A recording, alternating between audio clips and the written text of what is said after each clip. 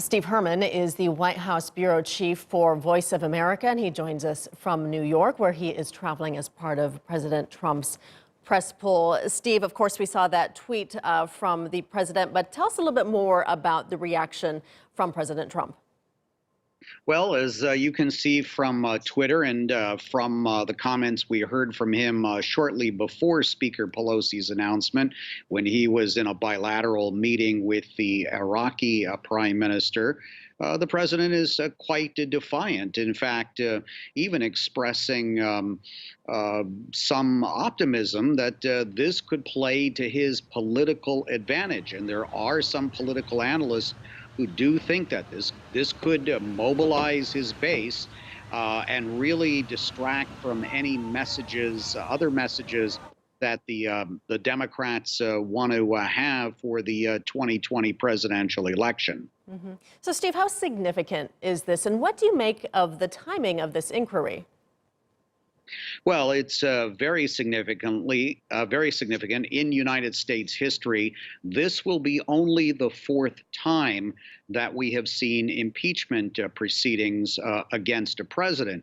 And we should note that none have ever succeeded removing a president from office. Richard Nixon, of course, resigned before he could impeach. Bill Clinton was impeached. And then there was Andrew Johnson back in the 19th century.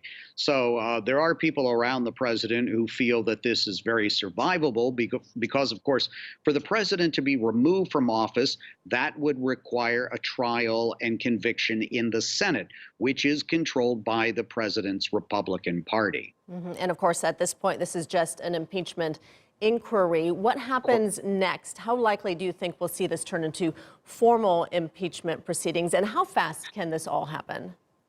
Well, I think that's going to be a very good question that'll play out over the next period of months. The Republicans, with little leverage that they would have in the House, are going to want to slow roll it, but Democrats are going to be very impatient.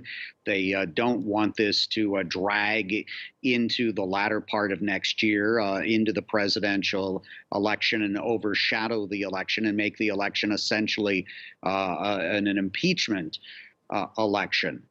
You're going to see a number of different hearings by different committees, all under the control of Democrats in the House.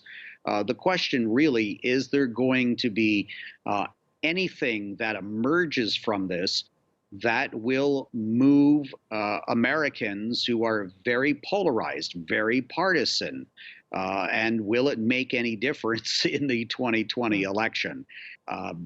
Will Trump be impeached? I think a lot of people would expect that because the Democrats do control the House, and they'll use this in not only the Ukraine issue, but other crimes they feel the president has committed to impeach the president. But again, that we should emphasize does not mean that the president is forced to leave office. That is true. Steve Herman joining us from New York. Steve is the White House bureau chief for Voice of America. Thank you, Steve.